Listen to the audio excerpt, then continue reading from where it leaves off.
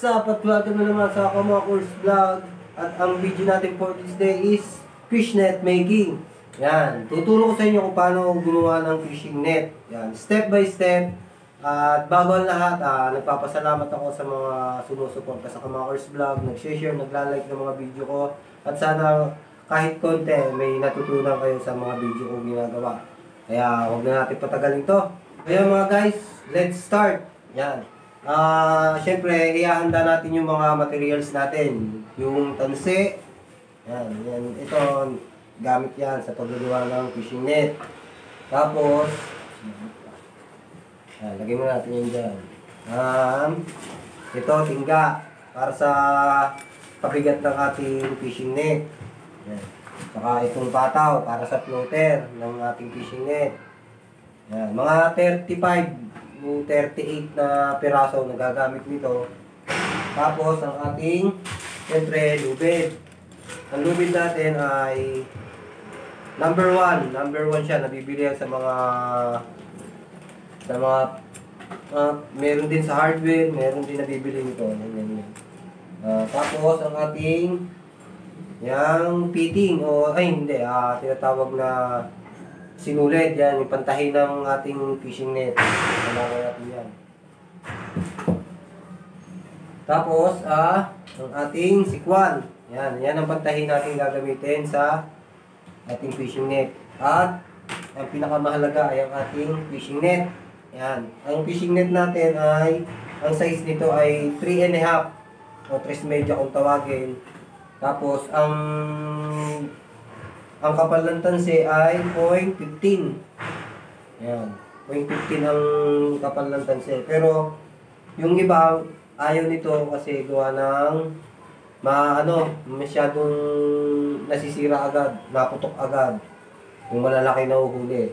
Pero yung iba naman, gusto to kasi mas magaling manghuli. Kaso, mas mabilis ang buhay. Kumbaga, hindi tatagal siya ng siyempre, mga ilang taon lang, isang taon lang, gano'n. Kung lagi mo ginagamit, hindi abutin na yung isang taon. Kasi kung marunong ka magtahi, kasi yung iba, naghahayuman ito pagkatapos, sinahayuman nila, nire-repair nila.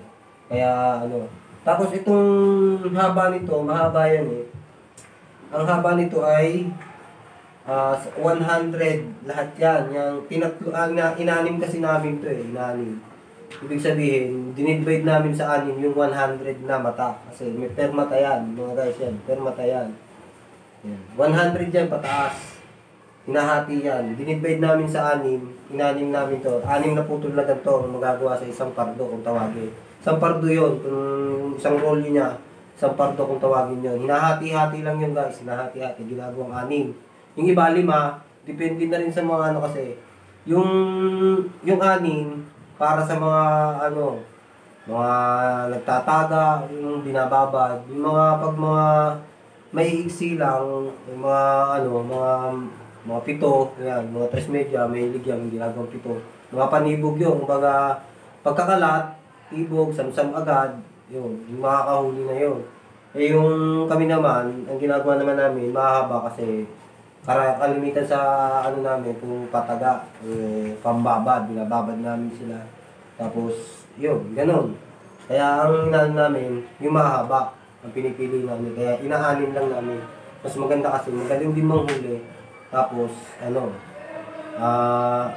medyo hindi siya nalulubid agad ng isda. So, yun, start na tayo. Ayun mga guys, simulan na natin. Tatanggalin na natin itong kasi yan na to eh. Yung sinuot-suot na para mapabilis tayo. Tanggalin lang natin siya. Baka.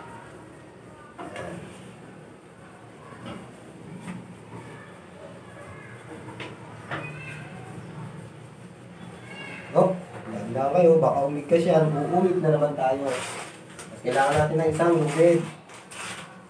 Tali natin dito. Ayan.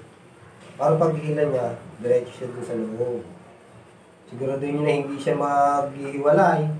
Kasi pag naghiwalay yan, balik kayo sa dati. Umpisa ulit. Ayan. Ayan siya.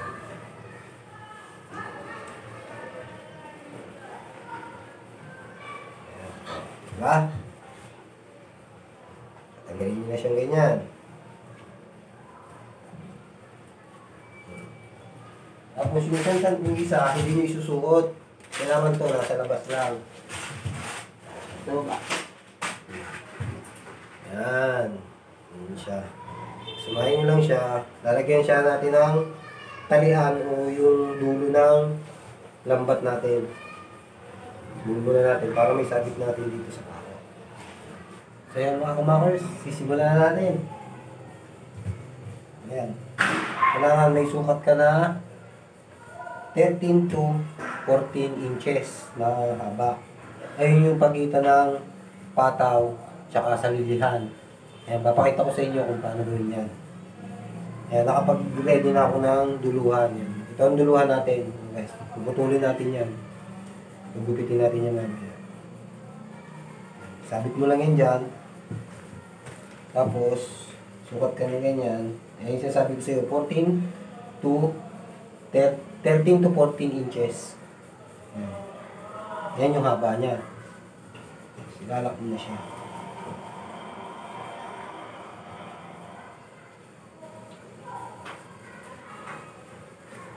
Ayan.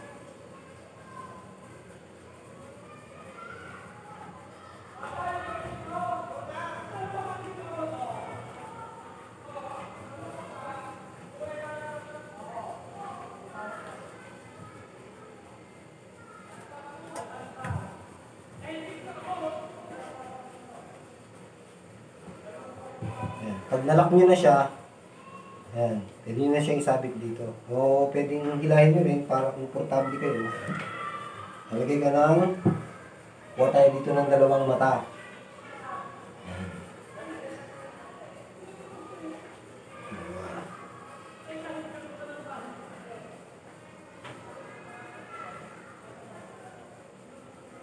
Tsaka natin ilalagay yung pataw.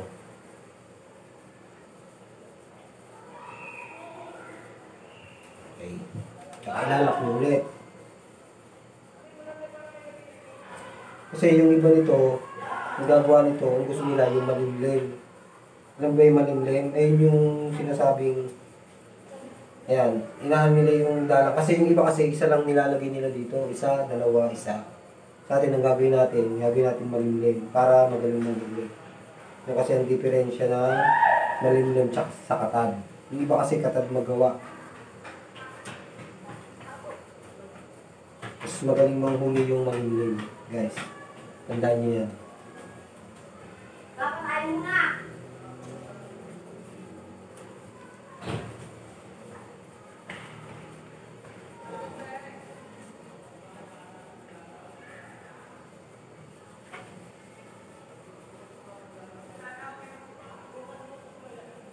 Tapos po kayo ng tatlo. Para dun sa pagitan ng ito. Yan. Tatlo. Dalawa, tatlo, dalawa. Yan guys.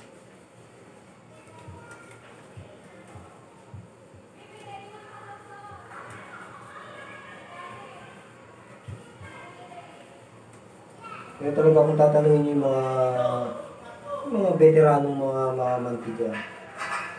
Yan yung ginagawa nila. Mga malilimlim. Para naman pag dumikit ang isda, halos mahigop siya ng kumbaga konting dikit mo lang sa kanya, konting dikit lang ng isda sa lamba, parang namamagnet na siya, sasabit na siya kasi masyado siyang lundo sa lundo yung pagkalambat niya. Ayan, dalawa. Ayan guys, dalawa. Ayan, tandaan nyo, dalawa, tatlo, dalawa. Ayun ang pasukan ng pataw. Tapos lalak nyo na lang ulit. Kaya sana guys, mga nasusundan nyo to. Kasi yung ibang mga nag-uumpisa pa lang na maka-experience ng pagpipishing, yan. Gustong bumili, hindi makabili, hindi makahanap ng gawa. Kasi yung iba, madalang kasi ang nagagawa nito ngayon eh. Pero meron naman nabibilihan dito sa mga sa bilihan ng mga ganyan na gawa na. Meron naman yung gagawin pa lang kasi mahirap magawa nito kasi yung iba, yung gusto nila sariling gawa. Kasi may tanda, tinatandaan nila yan. So yan, natapos na natin guys yung pataw. Tapos pag ano yan, punta naman tayo dun sa lilihan. Yan. Sabit natin uli dyan. Tapos, kuha tayo ng sukat ulit. Yan. Sukatin natin siya dito. Yun pa rin, yung dati, 13 to 14 inches. Na, depende na lang sa inyo kung gaano kahaba gusto nyo. Basta ang ano ko, 13 inches. Yan. 13 inches para dun sa pataw. Sa lilihan. Tapos bibilang tayo ng 13. 13. 13 mata. 1, 2, 3, 4, 5, 6, 7, 8, 9, 10, 11, 12, 13. Yan guys, 13. Tapos, ayan na yung pinakaano niya. Ayan o, malimlim siya. Ayan, ganyan lang siya. Tapos, suka tayo ng 13 inches. Ulit. Tapos, lalakad mo ulit. Madali lang to kung ano guys, sanayan lang talaga. Ako ngayon nga lang uli ako nagawa nito. Pero may video ko guys ha. May video rin ako na nagagawa ko ng panghuli ng hipon, yung bubo. Yan. Yung bubo trap. Meron ako niyan. May video rin ako niyan. Napakita ko yung ano, yung description. Sa description ko makikita niyo yung link niya, ilalagay ko sa description. Nagagawa ko ng bubo trap. Hipon trap yan. Hipon trap pala. Ayun, putol. 1, 2, 3. Yan. Kailangan may palaman din yan. 3. Kasi, yung iba, naglalagay ng lili dito. Kaya medyo lalakihan natin para pwede siyang suotan ng lili, guys. Iba kasi, mga styrofoam lang. Iba, mga nagpapalipad. Mga styrofoam. Pwedeng lili, styrofoam. Kasi minsan lutang ang tilapia.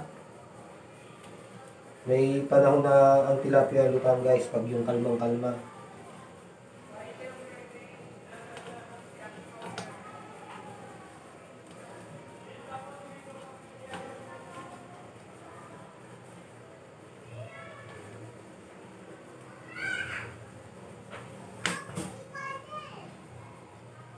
Yan, tapos na natin yung lilihan.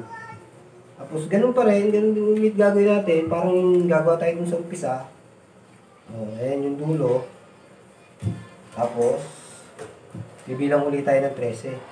1, 2, 3, 4, 5, 6, 7, 8, 9, 10, 11, 12, 13. Yes, 13. Ganun lang ulit. Balik-balik lang. Paulit-ulit lang yan guys.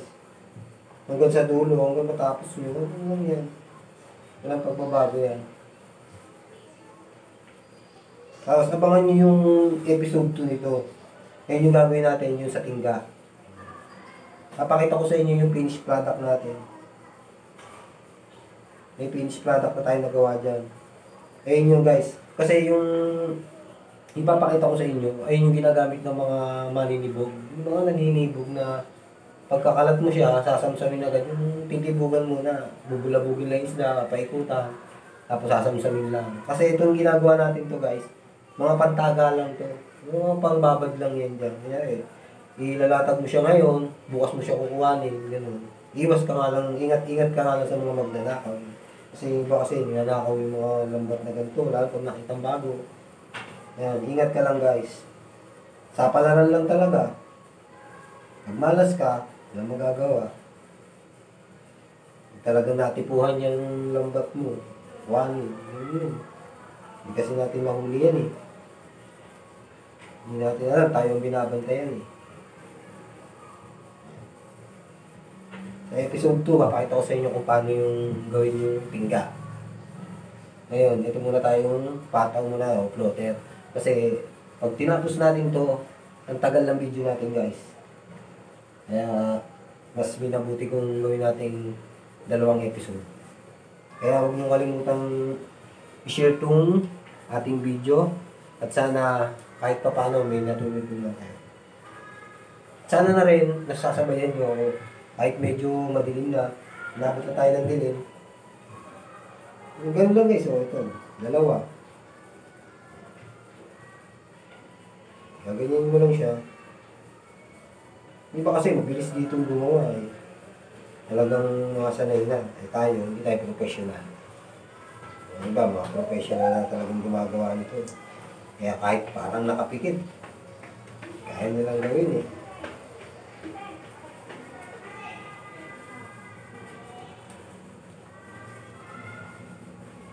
Ngayon lang ulit yung guys. Walang pagbabago yan. Kung ano yung ginawa natin nung umpisa, hanggang din yan, hanggang matapos. Ulit-ulit lang yan guys. Makuha mo lang yung sukat nito, sukat niyang ano natin, yung distansya, tsaka yung pinapasok nating net. Kasi kailangan pare-pare siyang pumapasok sa loob. Hindi pwedeng ano kasi kakatad yan guys, kakatad yan. Tapos kung ulitan yung tatlo.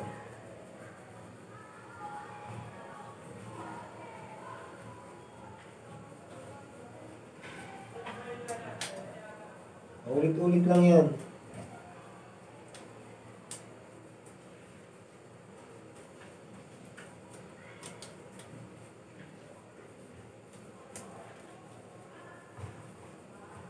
Sana yan nga lang yan. Pag mabilis ka, marami kang magagawa. Siyempre, pag mga bagito katulad natin, hindi natin kailangan mabilis. Gusto natin, matibay yung ating trabaho. Kasi lifetime na natin gagamitin to hanggang masira to. Sa atin na lang kasi, yung iba niyan, kaya ayaw ng iba nitong 0.50 na to. Diba? 0.50 ng ating lambat. Yan. Kasi yung iba, ang ginagawa, 0.25, 0.25, 0.20. Kasi itong mas magaling manghuli, pero mabilis masira. Ayun lang guys. Kaso yung iba naman, siyempre, mga veterano na, pagkatapos nilang gamitin yan, yung alam nila may mga sira, nangyari, hindi sinasadya, napunit ng isda. Tatandaan nila yung kung ano yung lambat na yun. Tapos pagka-uwi nila, iaahon nila yun, bubukod nila yun, hahayumahin nila yun. Parang walang nangyari yun guys. Ganyan din, may tansi silang ganito. Ganyan din, parang walang nangyari. Ganyan kagagaling ang ating mga fish hunter dito. Guys, sana suportahan nyo kami lahat. Para sa inyo to, mga ginagawa namin. Sana may mga natututunan kayo. Ay bahagi namin sa inyo yung mga konting nalalaman namin. Huwag nyo kalimutang i-share. Ayan. Mag-subscribe sa aking YouTube channel. Kung nagustuhan nyo yung video to, please subscribe kayo. Comment nyo kung may mga tanong kayo, pwede nyo i-comment dyan. Pwede kayo mag-comment, pwede kayo mag-message sa akin.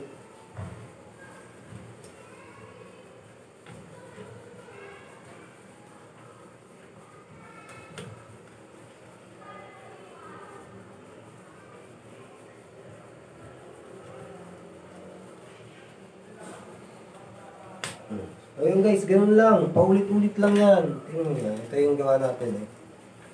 Di ba? Paulit-ulit lang siya. Ngayon lang, ito umpisa niya. Tandaan nyo. Ang nakapasok dito, 2, 3, 2. Tapos bibilang ka ng 13, 13. 13 mata. Ayan. 13 mata, papunta dito. Ayan. Diba? Kukuha ka ng sukat na 13. 13 inches ang haba. Tapos tsaka ka maglalak ulit. Diba, meron ka ng 13 dito. Pagka nalak mo na yan, kukuha ka ulit ng 3 mata para dito sa loob. Sa lilihan, kung tawagin. Ito yung lilihan, guys. Ayan ang lilihan. Kasi ang lili dyan. Ayan. Para hindi kayo mahirapan pag nagsuot kayo ng lili. Tapos, di ba, may 3 na tayo dyan. Sabit nyo ulit. 13 inches ulit ang haba. Dito na naman kayo dito. Naging kayo ng 3 ulit. 13 ulit na mata. Pasok mo ulit dyan, ilak nyo. Tapos, yun, 2 ulit. Ulit mo naman yun. Tapos 3, 2, tapos ganun ulit. Hanggang matapos lang yun guys. Yan, sana may natutunan kayo. Panoorin niyo yung episode 2 nito, yung paggagawa natin ito. Yan, paglalagay natin ito. Yung tingga. Yan guys. Yan, panoorin niyo yung episode 2 para malaman niyo kung paano ikabit ito. Paano natin i-apply dyan sa fishing net natin. So yun guys, maraming salamat. Sana may natutunan kayo. Please subscribe, like, and share. At salamat sa lahat ng mga nanonood. Bye! So yung what's up mga kamakers, ito na nga yung finished product natin na pinakamis ko sa inyo, papakita ko sa inyo. Ito yung gawa. Ayan. Ayan yung tunay. Ayan yung finished product. Diba? Ito yung sinasabi ko sa inyo, abangan nyo kung paano gagawin. Yan. Itong tinggaan. Yan. Yan, papakita ko sa inyo kung paano gawin yan. Kasi ito yung layo niya, no? May layo yan. Diba guys? Nakikita yung layo niya. Diba? Yung clearance niya. Iba. Iba yan dun sa pataw o dun sa floater natin ng lambat. Ito yung floater natin, diba? Ito yung finished product. Okay, iba, malayo, diba? Yan. Sinasabi ko sa inyo. Kailangan nyo panoorin yung ating episode 2 para dun sa tingga o dun sa ating pabigat. O yun mga kamakers, salamat sa panonood. Sana may natutunan kayo kahit konti at sana nakatulong ako sa inyo. At huwag niyong kalimutang i-subscribe ang channel nito kung nagustuhan niyo yung aking video. I-share niyo at i-like. Maraming salamat sa inyo at God bless.